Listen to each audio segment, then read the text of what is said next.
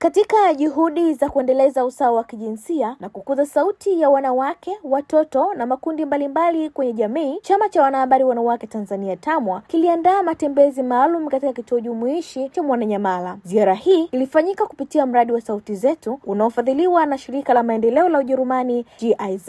Lengo likiwa ni kujifunza, kushirikishana uzoefu na kuimarisha uelewa wa huduma zinazotolewa kwa waathirika wa ukatili wa kijinsia. Matembezi haya yalitoa fursa kwa washiriki kuona kwa karibu juhudi zinazofanyika katika utoaji wa huduma jumuishi pamoja na kujadili namna bora ya kutumia vyombo vya habari kuleta mabadiliko chanya katika jamii. Kabisa sisi hapa One Stop Center kama dawati la jinsia na watoto wilaya ya Kinondoni tunawapokea manusura mbalimbali wanaotoka nje ya hapa hospitali, wale waliofanyiwa vitendo vya ukatili wa kijinsia ikiwepo labda kubakwa, kushambuliwa au kwa namna nyingine yote ile ukatili unaweza kutokea katika jamii.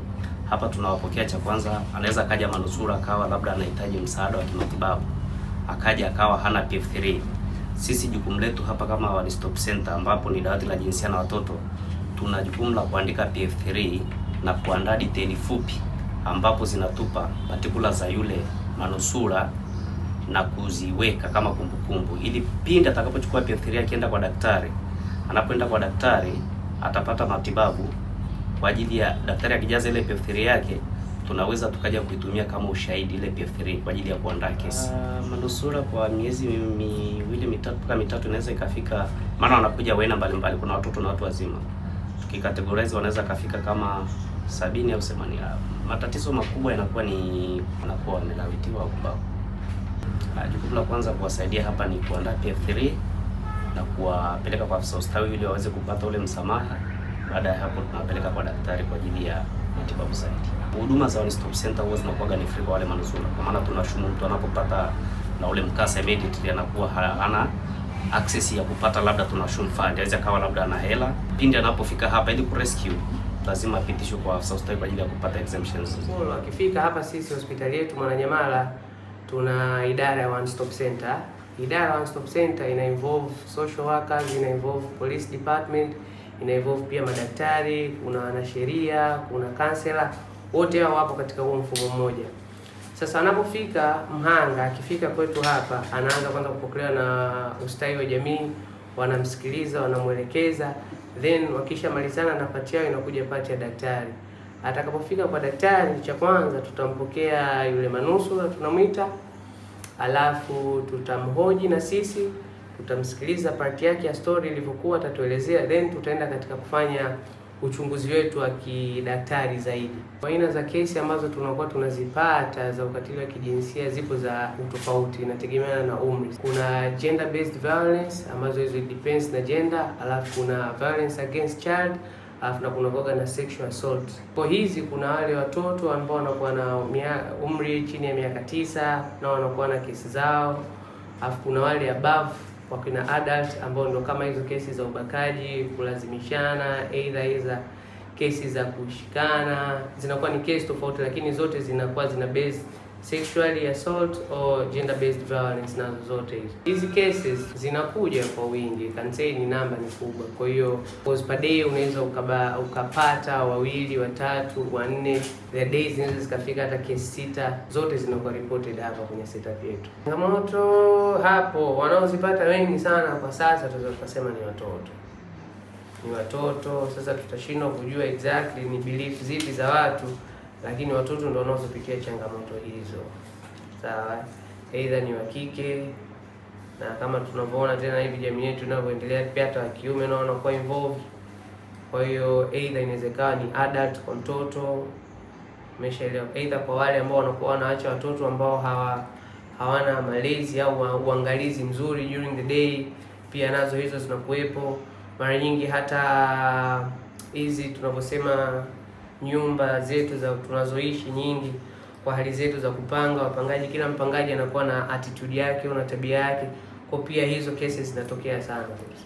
Kwamba manusura anapokuja, wa kwanza kabisa atakutana na afisa ustawi wa jamii ambaye atafanya initial investigation au atafanya a rapid assessment, kwa maana uchunguzi wa awali, kwa kuweza kugundua, kuweza kuona kwamba ni huduma gani ambayo manusura wetu ambayo wanaweza kupatiwa kwa uharaka zaidi kabla ya nyingine. Kwa maana ya kwamba akiona kwamba manusura wetu labda na wale wanaokuja within 72 hours, yani ndani ya masaa 72, kwa maana itimisi, hatutaanza kwanza na kumpa psychosocial support au kuanza kuongea naye, kwamba tutaanza kwanza kumpatia huduma zile za kwanza kama za kukusanya vielelezo, kwa maana ya kumpeleka kwa daktari, kufanya physical observation, kumwangalia kama ana michubuko, ana vitu vyovyote. Na baada ya hapo akishamaliza kwa daktari, kama yupo, atapewa zile kinga kwa ajili ya kumkinga na magonjwa mbalimbali kama HIV.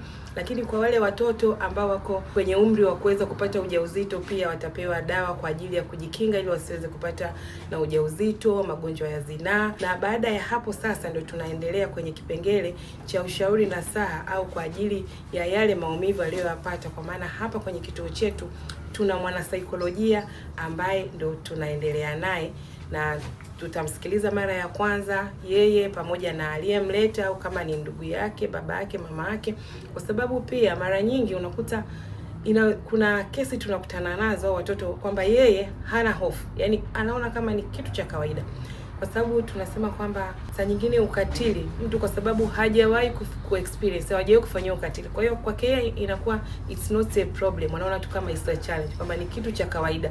Kwa hiyo hahisi chochote, hawi na hofu yoyote wala yani hivyo. Lakini unakuta mzazi wake sasa ndio anakuwa yeye ndo anakuwa ni anapata madhara makubwa kumshinda yule aliyefanyiwa tukio. Kwa hiyo ina maana tutadili na yeye mwenyewe kama individual, kwa maana yeye mwenyewe aliyefanyiwa tukio manusura, lakini na yule mzazi wake au mlezi ambaye yupo naye, ambaye pia anaathirika kutokana na changamoto aliyoipata mtoto wake au mtu wake wa karibu. Manusura huwa tunawasaidia kwa kuwapa elimu ya kisheria kwa makosa ya jinai ambayo yanaripotiwa hapa. Uratibu wa moja kwa moja ni polisi wenyewe. Mara nyingi kesi ikishafika hapa, ikifika kwa polisi, ni mwanasheria wa serikali ndio wanasimamia. Kwa sisi nafasi yetu kama wanasheria, kwa upande wetu huwa tuna wagaidi au manusura kwa taratibu zote za kisheria, na pia ni namna gani wataweza kushinda kesi yao. Kwa mfano kama ikifika mahakamani, namna ya kuzungumza au namna gani taratibu za kimahakama zitakuwa kuhakikisha kwamba wanapata haki zao. Kwa upande wa takwimu, sina takwimu, sikumbuki takwimu hasa, ila naweza kusema kuna kesi kama kufikia 10-15 ndio ambazo zimekamilika mpaka mwaka huu, ambazo ziliripotiwa kuanzia mwaka jana ambazo zimekamilika. Hiyo inatokana na ugumu wa kesi zenyewe ambazo huwa zinaripotiwa hapa. Mara nyingi wazazi huwa wazazi wa manusura wanaamua kuzishusha kesi zenyewe kutokana na taratibu za kimahakama labda kuwa ndefu sana, na wengine pia kutokuwa na uwezo wa kuanza kufika pale mahakamani mara kwa mara. Kwa hiyo hatukuwa na ufanisi mzuri wa kesi zilizopotiwa nyingi kumalizika mahakamani.